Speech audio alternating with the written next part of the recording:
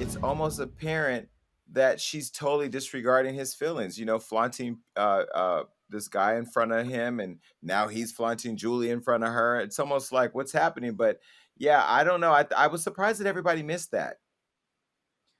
Yeah. Poor Kim. And I say that lightly considering the space that she's taking up. You know what's so crazy? Everything that you are talking about that happened with Kanye, I think you mentioned it in the interview. You said, I know someone who's going through the same thing that you're going through, and they're getting sympathy in a way that you're not. And again, part of this machine that is working on the other side, I'm not sure if it's the Kardashians only. I do think a lot of news publications benefit from watching this fight happen and create these great juicy headlines. Because let's talk about it. Kim Kardashian and Kanye are two of the most famous people in the world. Is that there's so much hurtful stuff happening that we're ignoring because we're dehumanizing them and we don't see them as people. If somebody just said, hey, this happened to the mother of my child, and it's not Kim Kardashian, you'd feel bad for her. If someone said, hey, I can't go to my daughter's birthday party, you would feel bad for them. But because it's these two huge names, we forget that they're people. So I do, in some way, and I can't believe I'm saying this, feel really, really bad for like the hurtful things that are happening to each of them because they're being weaponized as commodities and cash cows. It sucks to be that rich and famous sometimes. It's Yeah, conditioning. Oh, yeah, I go do ahead, Jay. want to say, though also, I don't hate the Kardashians. I don't hate anybody. I'm just talking to one side at this point. I'm not talking to both sides. Both, the other side, I've given them many opportunities to have conversations. And so as I have not had those conversations and I've been able to look at things from the outside, my optics of how they move have started to change. And that's the Hmm. greatest part about being who I am. I get to make my own decisions. I have been a fan of their hustle. You cannot take their hustle from them. I've said to Kanye that he and Kim have four of the most beautiful babies. And I love that Chris has been able to take an unfortunate situation with Kim and Ray J and turn it into this colossal sized business. It's kind of interesting that people are alleging she knew about all the time it was a part of it all. But whatever, like I Oh, am not judging. I'm simply saying this door is open. Hollywood Unlocked wants to unlock it all. But one door, that Kardashian door, is locked unless you're part of that media machine over there. But I'm going to unlock it, baby, because I'm getting all my little tools.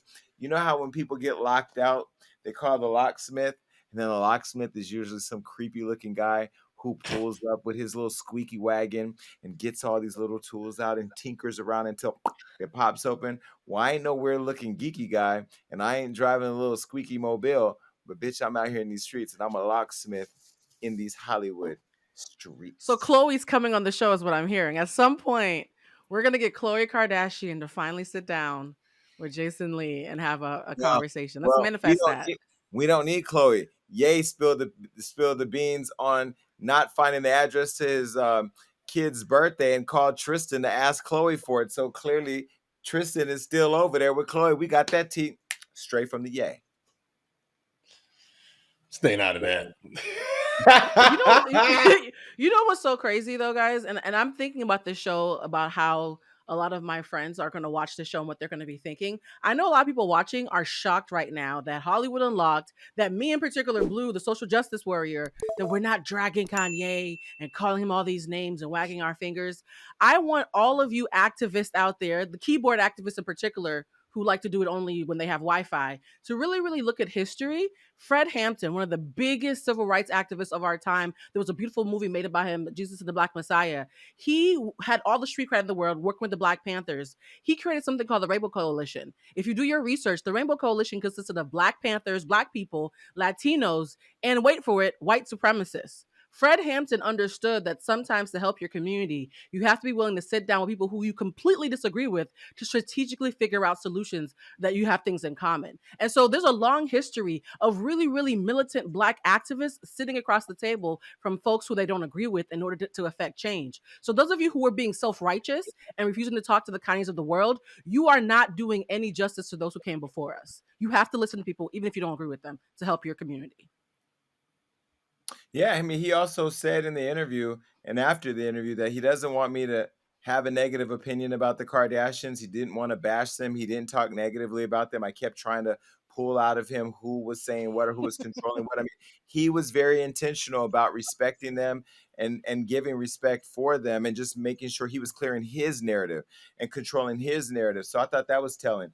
Again, that's why I've also said to other friends, this is a relationship that could come back together at some point. So for me, I'm not going to bash Kim or bash the family or bash him for anybody, because then they'll come back together and I'll be on the outside like, hello, I'm locked out again. So I'm very mindful that we're talking about a family. We're talking about people who have kids involved, and we're talking about love. And at the end of the day, I do think that there's love there for Kim. I think there is an admiration there for the family, and I know that they have to have some affection for him as well. I think in the end, this is all going to play out very interesting because Kanye did say at the end of the interview, "I got a house right next to my kids." So when they Poor come Pete out there for Davidson. school, Daddy gonna be in the front yard with a cup of Joe, like, "What's up, Chicago?" What's up, Yeah. Pete? I feel bad for Pete Davidson the most. Yeah, I mean, well, Pete signed up for for all of that. I think it's all conditioning too. Like we look at Kanye West, we look at the Kardashians. The Kardashians had a very long reality show, and I think a lot of people still think this is part of the reality show. But in reality, they're just normal people going through everyday stuff. If it wasn't Kanye, if it wasn't Kim, this is really everyday things. It just happened to be with two billionaires, and I feel like everybody is invested in it. But at the same time, we have to say, like we always said, this whole show, humanize these people, everyday situations, just on a bigger platform. We just got to look at that, take a step back, and handle it accordingly. Well, listen, Good job, thank you to Jason. everybody that watched the interview and was able to receive it. Thank you to Kanye West for allowing me to do that. And I don't know who's next, but we're going to keep on moving. And we appreciate everybody for staying tuned. Peace.